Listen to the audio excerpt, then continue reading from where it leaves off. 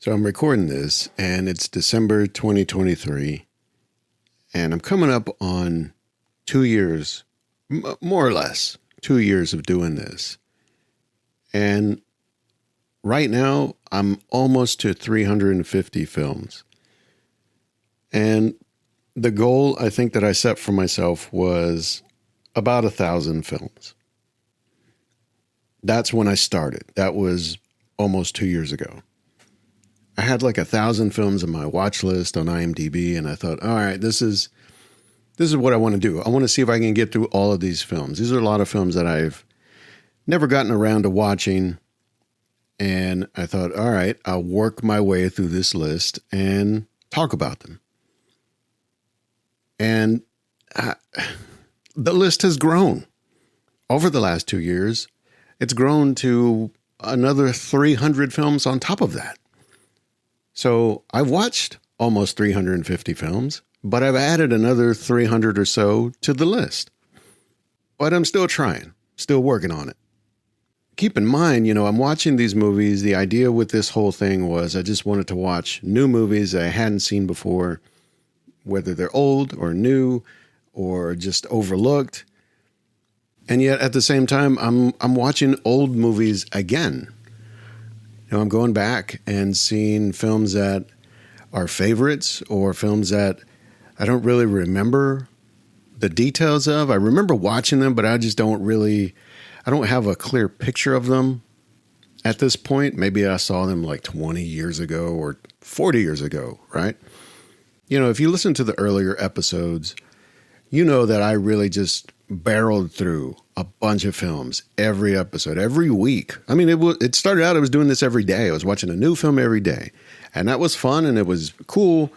But one thing is I couldn't keep that up. That's a hard pace to keep up, really. But the other thing is sometimes I just want to watch a film that I just enjoy or love, really. You just want to put on the old, tattered, comfy sweatpants. So I've been doing a little more of that this year, all throughout 2023. I've talked about in some previous episodes. I saw some Kubrick films playing at the Alamo Drafthouse, for the 50th anniversary of American Graffiti. I saw that in the theater. And here just a few days ago, I went to see The Abyss Special Edition, released in theaters for the first time after, what is it now, like 30 years? The original theatrical cut, the release back in 1989, is different than the special edition. If you've never seen the film, the special edition is basically just a longer, director's cut. And it's got stuff that actually helps the film, but it's never been released in theaters. Now, it was on Laserdisc. I had the Laserdisc edition for a long time, held on to it, loved it. And once I got rid of a Laserdisc player, well, there was really no reason to hang on to it other than just sentimental value. And I ended up getting rid of that at some point. But then I had it on DVD, and it's never been available on Blu-ray or even now like 4K or whatever. And I don't think you can even find it anywhere to stream unless it just happens to show up, for a month or so on, Max or whatever your platform of choice. It's real hit and miss whether you can actually see the film at this point. But the fact that they've finally gotten that straightened out and they're coming out with a new edition of it on 4K and whatever, I think it's in January, sometime next year. Well, they did this release of it in the theaters for one day only. Now, the funny thing is that day is also my dad's birthday. And, I took my dad to go see it. So it's not like I didn't share the day with him also. And Dad, I love you. But, it's like, how do I kind of make both of these things work at the same time? The good thing is, if you've heard the episodes I did with him last year, about a year ago, you know that he's a good sport and he loves movies just the same. So we had a good time. And it was interesting to kind of reflect on that in a way, not just the film itself, but the experience of it. So for me, it's a film that I've really gone through and thought about, like, why do I love this film? It's not a film that is necessarily, it's not necessarily a great film, a perfect film, right? If you look at like James Cameron's filmography, I don't think it's necessarily his strongest film.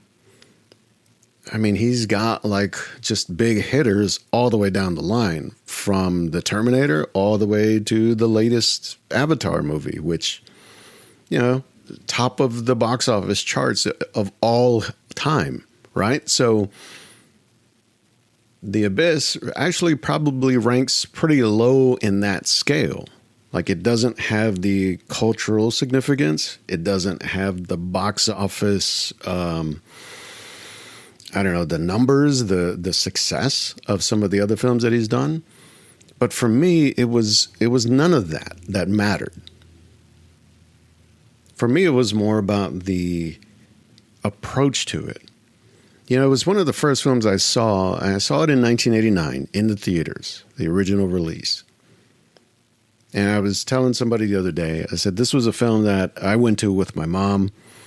And at that time, if you were around then, you might remember the idea of having like a THX certified screening environment, like the surround sound, the screen itself, the auditoriums were built for premium exhibition, right? Like, this was like the best you could do. This was the standard, the gold standard for watching a film. Now, I was like 13 or something, so I didn't really understand all of the technical stuff behind that. I just knew that, this must be something special. And watching that film, and there were a couple others in that period, but The Abyss, seeing that on screen in that kind of a theater, it really made me pay attention to not just the story or the characters or the plot of it, but like how they made this movie. But now you got to remember, this was one of the very first films that worked with CGI and all that. Before Terminator 2, before Jurassic Park. It has one sequence in the film where there's like an actual, the water tentacle, right? That's the first kind of big major appearance of a CG element that is important to the plot. It's not like something in the background or whatever. And so just watching it and trying to understand, trying to figure out, like, wait, how did they do this where these actors are like in these diving suits and it looks like they're underwater, and it looks like they're in a real submarine, and they're really doing some of this stuff. And then to find out, no, they did do that. They were underwater. They were in diving suits. And so when you see like Ed Harris at the end of the film, where he's in the liquid oxygen breathing suit, where he's supposed to be breathing this pink liquid, and he's got a closed helmet on with the liquid in it, which is just water. But then they put him underwater. So he's got a closed helmet full of water, and then submerged into the moon pool, right, of the rig. And it's like, wait, so the man can't breathe at all. Like, there's not a lot of acting probably involved there. So when you start to like just peel back the layers of the story and the characters, and just the technical work that had to go into making this all happen, that was the first film that really kind of got those gears turning in my head. And it took movies and filmmaking from being just entertainment and something you go watch into a real craft. There's a real science, there's a real art behind it all. And for me, it was very formative, because it not only broke down like what it takes to make a film, let's say, but just to make something, just to create out of imagination or out of will. That it takes some stamina. It takes some real creativity. And look, I mean, the success of the film for what it is, maybe it feels like, was it really worth all of that? But I think the other thing is it speaks to maybe the approach or the mindset of a filmmaker like James Cameron, who has apparently done this kind of thing or this level of work on all or most of his films, where it's intense, it's serious, it's real. And I mean, even the Avatar films, which, everything you see on screen is computer generated. I mean, except for the actors and maybe some of the sets, everything on that planet or with those other characters and all that stuff that's going on, that's all fake, right? But what is the mind that says this is going to work and we're going to find a way to make it work? It's just real. I mean, it's kind of inspiring in a way to see that level of commitment on display. So all of that to say, look, I went to see The Abyss. It was great. It was fun to just revisit it and in a way to see it with new eyes. I legit saw things that I hadn't seen before. And I've seen that film so many times. I know every scene. I know every beat, every line of it. It's like as I'm watching it in the theater, I'm like, oh yeah. And then the next part, and then he says this, and then she says that, and then this thing happens. But I found myself like looking at different parts of the frame, like watching different parts of scenes that were happening that I'd never watched before. And I saw things I didn't see before. And that's something that it reminds me. I said it before, but it's like it reminds me that the theatrical experience is just different. You can't get that at home. I watched that movie so many times on VHS, in my room as a kid. Just watched it over and over, tried to understand, how they made it and like, wow, who came up with this idea and all that stuff. And still, there's so much there that you just can't, it's undeniable when you have a 40-foot screen in front of you. So, I just wanted to reflect on that for a minute because it was something that it's very personal, I guess, to me, and maybe other fans of the film feel the same or at least similar ways about it.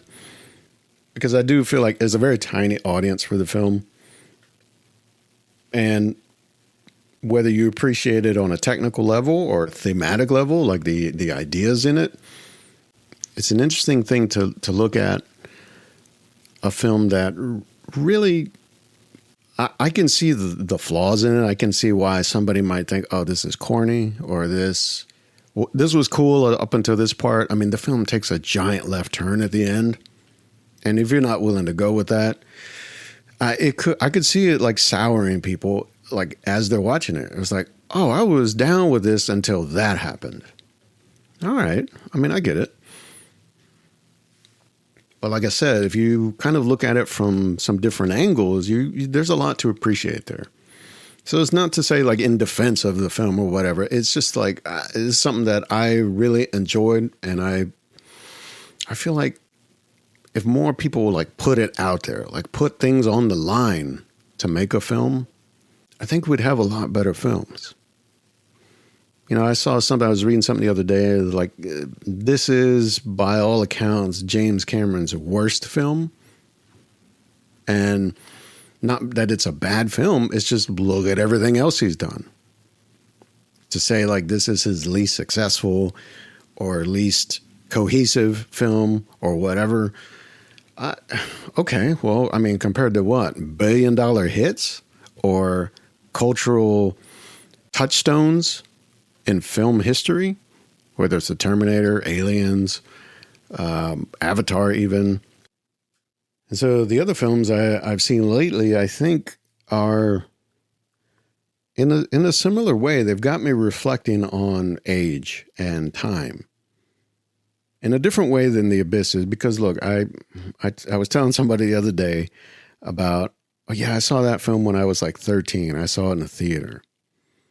And I was actually, we were actually close to the theater, or where the theater used to be, where I saw that film.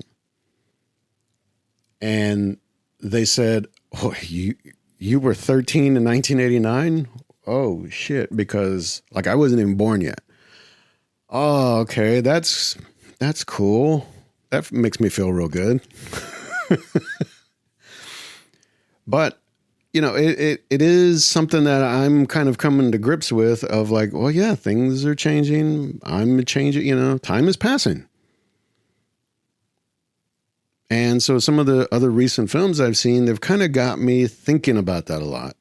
I saw this film, No Hard Feelings, with Jennifer Lawrence. It's a pretty R-rated comedy that I feel like they don't really make much of anymore.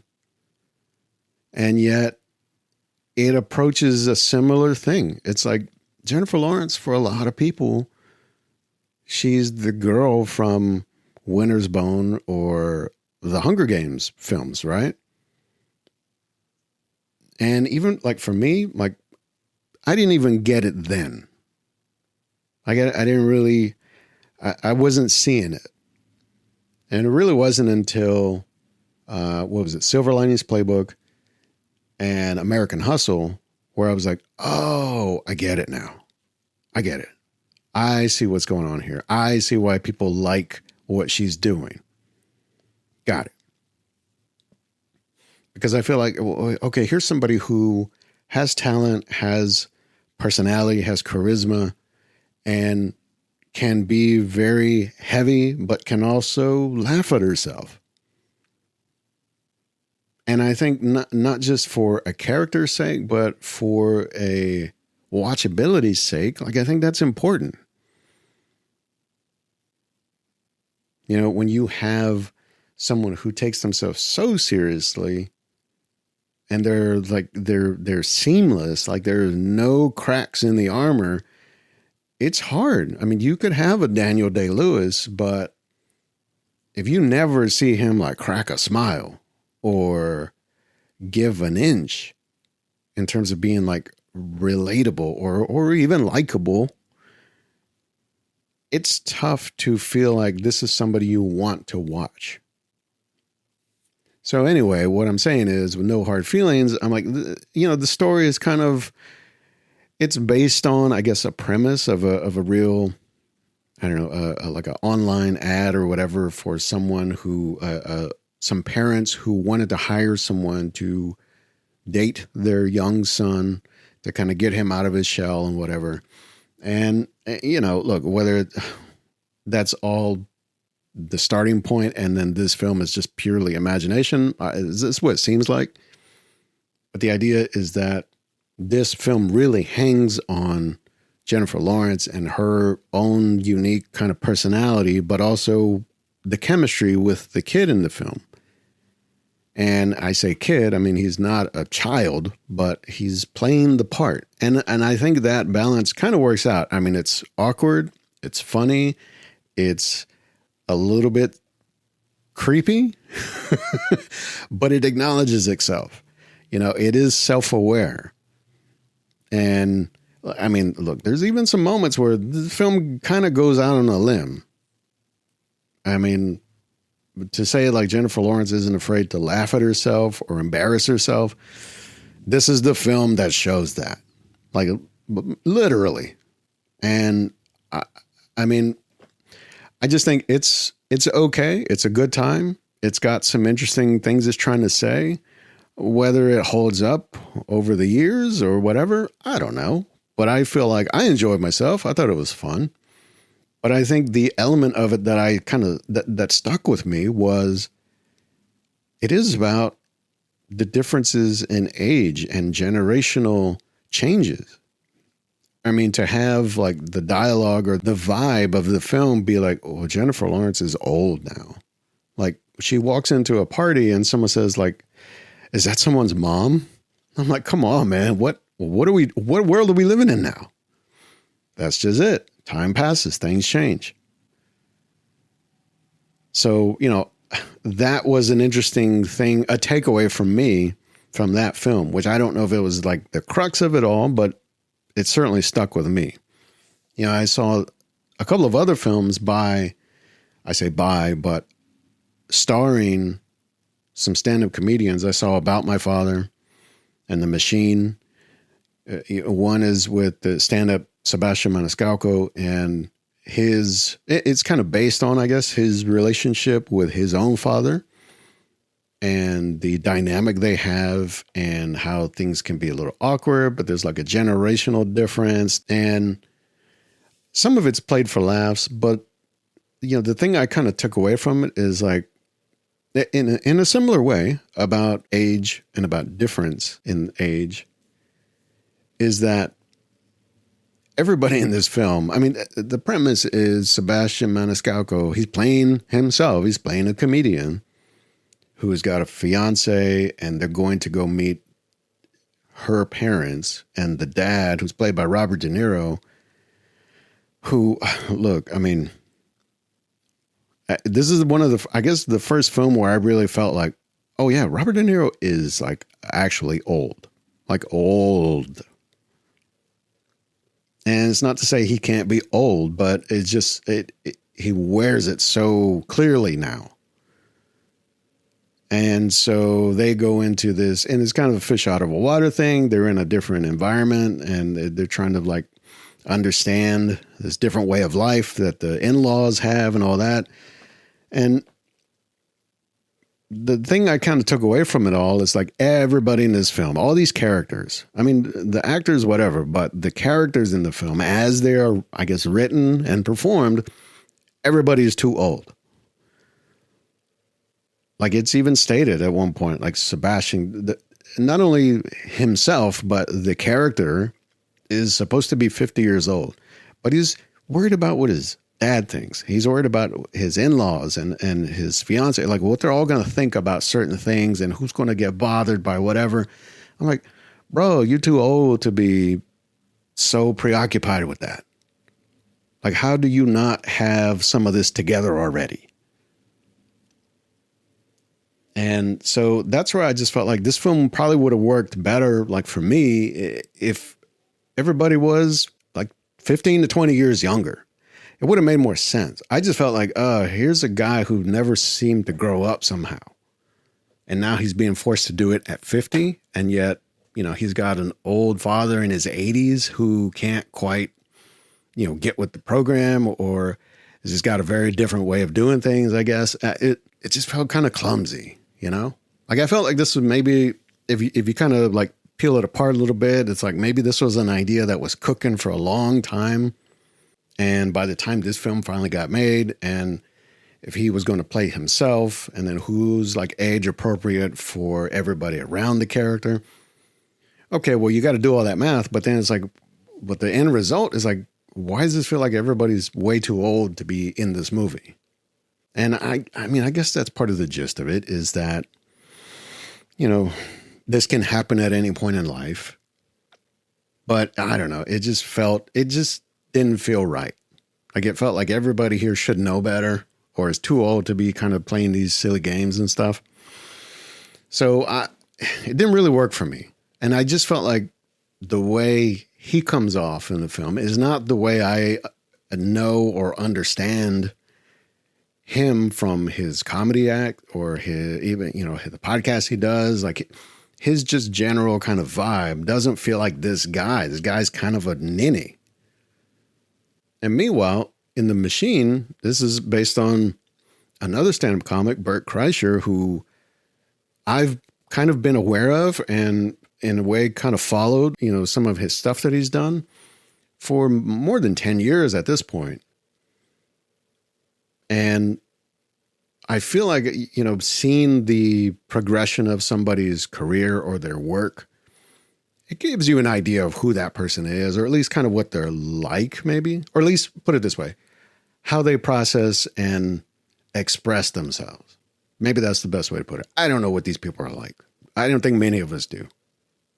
But this film at least plays it a little closer to reality in a sense, because it's about him and his comedy act, and how a part of his comedy act, a story that really did happen, that he talked about in his routine, it went viral, which it really did. And it took his career to a new level, which it really did.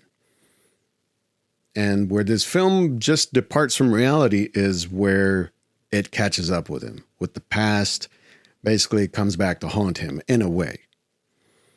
But the main character, Bert, playing Bert, it feels like, for the most part, the real Bert, let's say, that we all would recognize. And it does a thing where instead of having him play a younger character or someone who should be younger, we've got two different stories going on at the same time. We've got current day Bert, who has a family, who has a father who is older. And we've also got, we jump back to Bert in the past, when this original incident or whatever took place, and how these things tied together and how the past came back to haunt him, basically. And I feel like that was at least a pretty ingenious way to do it. Now, on top of that, it goes into like real R-rated territory. You know, whether it's like the action or the violence, let's say, whether it's the language, just the vibe of it. It just feels more mature. The other one feels a little more like a family film, you know, kind of a more rom-com-ish. This one feels more like it goes for the R. And on those terms, I can at least respect it for not pulling punches, you know, for saying what it's got to say and just going for it. And, you know, if you're a fan or if you know who Bert is and the people around him, like in his orbit, you'll catch like Easter eggs and stuff. And you even see there's kind of a different dynamic between him as a character and the character, you know, his father, his family. Like it feels like it's trying to tap into something that's a little deeper.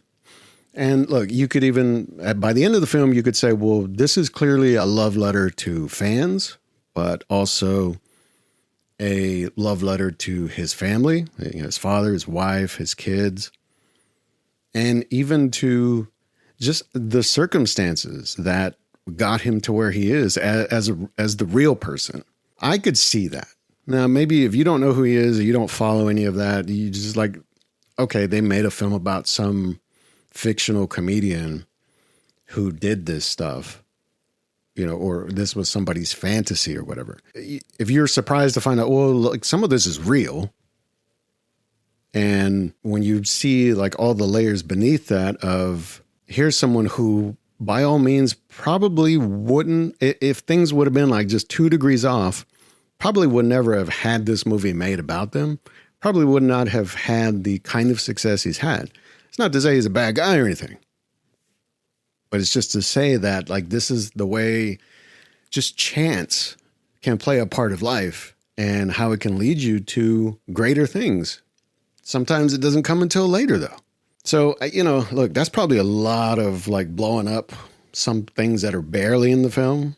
It is mostly an action comedy. It plays a lot of laughs. I'll give it this. It does have some real hints of like quality filmmaking, actually. There's some really interesting like transitional moments that happen, which I wasn't expecting.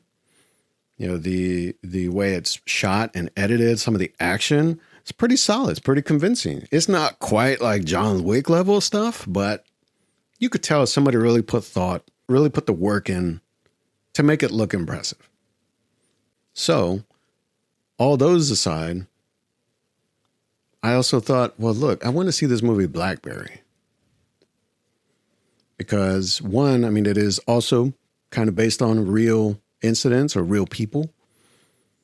And for some people that are walking around in the world today, they don't really know what a BlackBerry is. They maybe heard of it, but they never seen one, never used one. And so I wanted to see what this would be like to have this glimpse at a very specific time, not just in like technology or whatever, but like in culture of how people worked, how people communicated. And so this film is actually really, it's pretty outstanding, I think. And it's not necessarily because of BlackBerry itself. I don't care. I didn't own a BlackBerry. I knew people who did. But to understand kind of the makings of it, like where the idea came from, how it got off the ground, how this small little company from Canada created this device or this technology really that changed the way people use phones, the way they communicated, the way they saw technology. Like it wasn't like you're stuck to a computer or even a laptop. You could just have a thing in your pocket that puts you in touch, that gives you all the capabilities. And it's more than just a phone, right? And then to see that all kind of come apart, through all the different circumstances that happened. But these guys who really approached this with a real earnest kind of idealistic view of like, oh, we can do things that can change the world with this device. And then it kind of got co-opted, kind of got diluted. And now it's like BlackBerry is still around, but they don't make those things anymore. Those things are gone. To be around in that time and to remember those moments, like, I mean, the moment when Steve Jobs introduced the iPhone, the very first iPhone, 2007, I remember watching that. And so here, like as it's played in the film, it's late in the film because BlackBerry's already doing its thing by the time the iPhone comes along. But that moment when it happens, it was like a touch point for me because I'm like, I remember that. I remember that day, that keynote speech and thinking, oh, damn, everything's about to change. Not really sure how, and maybe even to what degree, but it's said in the film. There's a line in the film where it's like, the BlackBerry, it's just going to be known as the thing you had before you had an iPhone. If you would have said that to me in 2007, I would have said, I don't know about that, but maybe. And you look at it now, I mean, we're 16 years later, and that's what it is. And even to the point where it's like, well, if you don't have an iPhone, you don't really have a phone, do you? Sorry, all you Android guys. But the point is, like, watching that moment and watching this whole film, really, I mean, even the music, some of the wardrobe and all that stuff, it really does a great job of setting the right time and space for when this happened. Because like even the very first song is that Elastica song, right? It's like, I remember that. I remember that song came out. I have the album. And I don't know, it was an interesting way to look at or kind of reframe that moment in time for me. Because I wasn't paying attention to BlackBerry and whatever at that point. But I do remember things that were happening then, like in pop culture. And it's a fun way to kind of look at a time that you recognize, but from a whole different angle. And so it's, I don't know, it was another film that made me think, oh, that's right, I was around back then. And like I said, there are people now who are out in the world, grown adults, that have no idea what a BlackBerry is. Oh, damn. So, I don't know, these films were interesting ways to look at time, the passage of time, and the way things change, and what that means to people, It can mean a lot, or it can mean very little. It sometimes it just depends on perspective, I guess. As I get older, and the people around me get older, and things change in the world, I can be the person that says, well, I'm stuck in my time. I'm stuck in my era, Or I can pay attention. And I guess you could say I try to keep up, but more like I just roll with it. Whatever happens, happens. I'll be there. I'm not going to just get stuck. So, that's a lot to take from these films, which may or may not be great films. I think BlackBerry is particularly strong. I'll tell you that much.